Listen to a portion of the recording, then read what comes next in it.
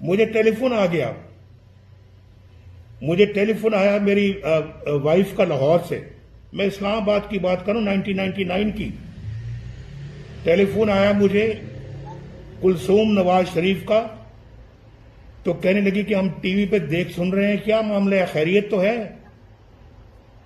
तो मैंने उनको बताया कि ये मामला हो गया है और ये लोग मुझे गिरफ्तार करने के लिए आ गए हैं, और जनरल महमूद खुद आगे लीड कर रहा था इन 12 लोगों को जो मेरे बेडरूम में दाखिल हो गए थे। और उसके बाद वो अपना जनरल महमूद कहता, काटो फोन, लाइनें काटो, तारें काटो। अभी मैंने फोन ऐसे कान के साथ लगाया हुआ है तो तारें कट गई हैं, लाइन डिस्कनेक्ट हो गई। और उसके बाद मुझे ले जाते हैं और 1 महीना नहीं पता लगने देते कि मैं कहां हूं। ये पाकिस्तान के वजीर आजम के साथ ये सलूक होता है, ये हशर होता है। ये पाकिस्तान के 22 करोड़ अवाम के वोट की ये इज्जत है।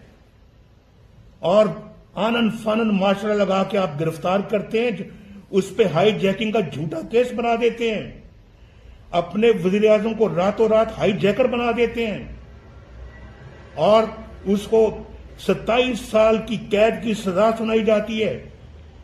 फिर आप अपना लेके जाते हैं उसी फैसले को हाई कोर्ट में कि ये सजा कम है, 27 साल, ये नवाज शरीफ को सजाए मौत दी जाए और इसको फांसी पे लटकाया जाए।